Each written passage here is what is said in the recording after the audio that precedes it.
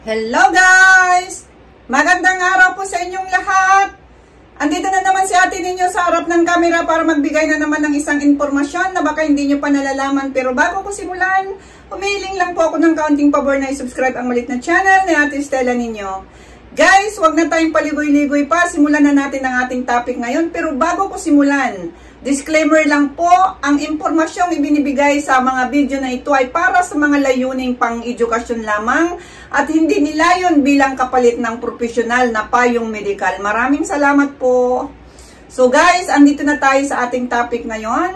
Ang topic natin ngayon ay nanggaling sa ating isang subscriber. Ito po ang kanyang katanungan.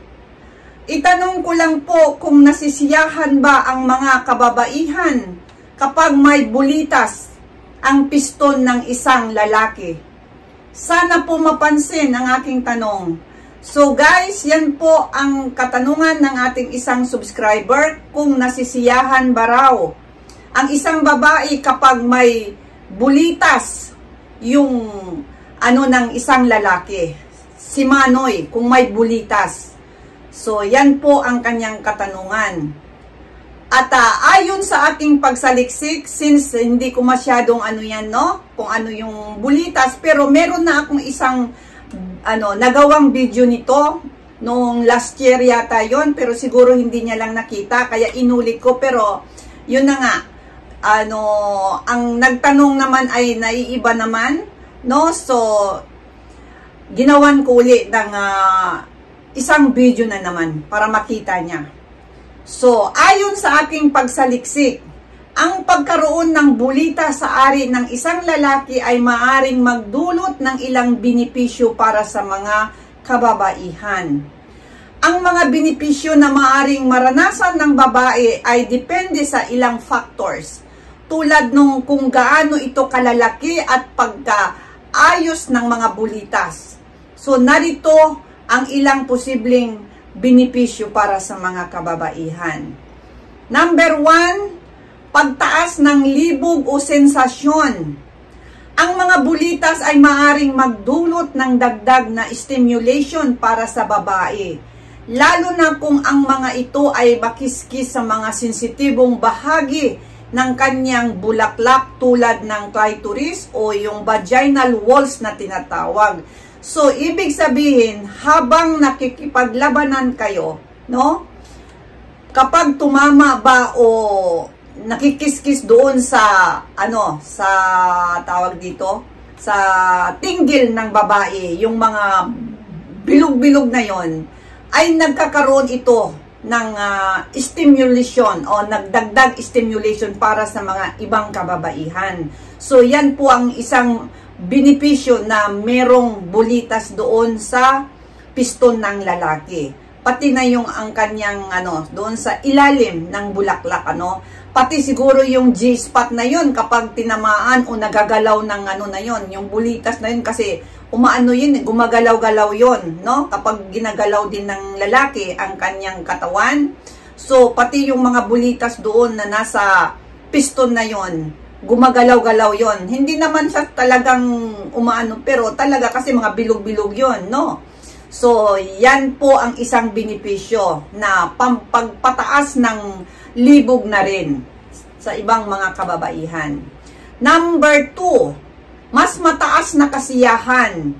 Ang pagkakaroon ng dagdag na stimulation ay maaring magresulta sa mataas na antas ng kasiyahan para sa babae. At ito'y nakakabaliw kapag siya ay nilabasan sa tindi ng kanyang nararamdaman na hindi niya maipaliwanag. So, ibig sabihin, talaga palang yung mga sabi-sabi, kahit kasi dito sa Japan guys, maraming mga kalalakihan ang nagpapalagay niyan.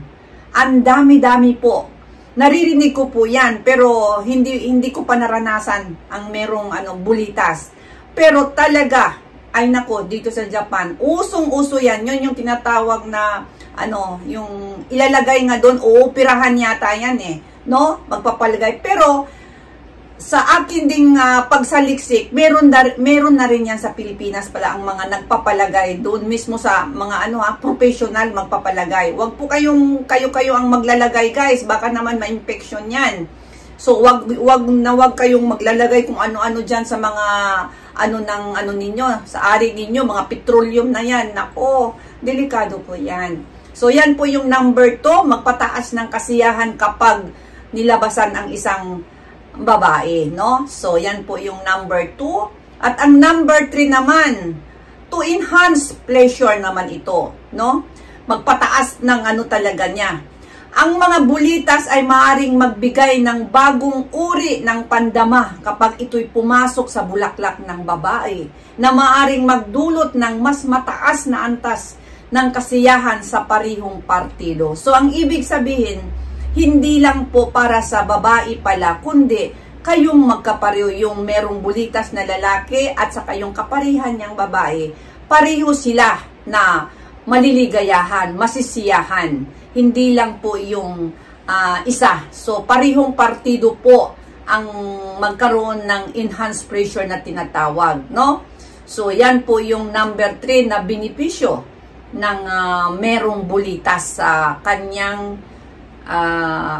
sa kanyang piston.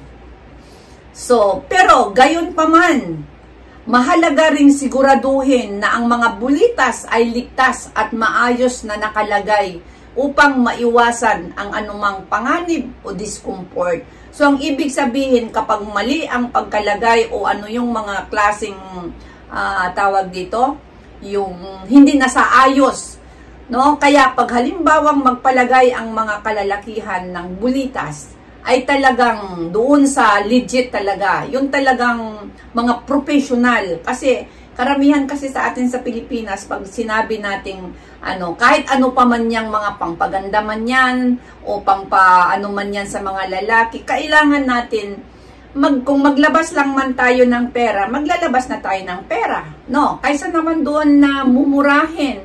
Tapos, pagka merong nangyari, kagaya yung may kakilala po ako, no? Huwag na nating banggitin kung sino po sila, nagpaayos ng ilong sa Pilipinas.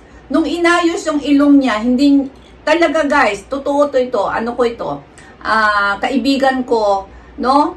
Na tawag dito, nagpaayos doon sa Pilipinas. Nako, pagka 3 buwan, parang lumubo ang ilong, pati yung niya, dito sa forehead niya, dito, pati dito lumubo, hindi na makita yung mata. Imbis na pagaling na siya, pabaliktad, lalong lumubo yung yung pala, mali yung pagkalagay doon ng yung nilagay doon sa loob ng ilong. Kaya, umuwi na naman sa Pilipinas. Alam nyo guys, so awang-awa ako dahil natural, mahiya siyang sumakay sa eroplano, pabalik ng Pilipinas kasi doon yung niya. Kasi pag dito yan yun ipapaayos, napakamahal po dito sa Japan. Kaya, ang ginawa niya, tinakpan yung mukha niya dahil nga, siya nahihiya sa dahil lubong-lubo na ang na lang, bibig lang at saka yung kaunting mata na meron siyang nilagay sa mukha niya, sumakay sa ng airplane pabalik sa atin. Yun ang sinasabi. Kasi, pumunta sa doon sa mumurahin.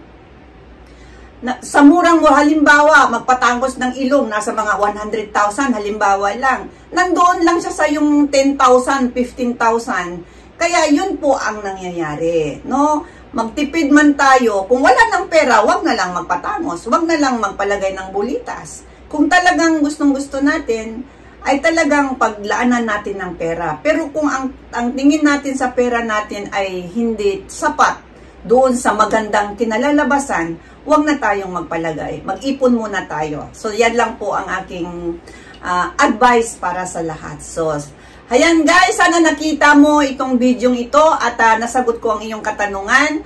Yan na po ang mga sukat ng mga Pilipinong kalalakihan. Pero guys, hindi pa rin masabi kung ano talaga ang tunay na sukat. Ito po ay akin lang pong nasaliksik at hindi po ito kapalit sa professional na payong medical. Maraming salamat sa inyong lahat. Bye-bye!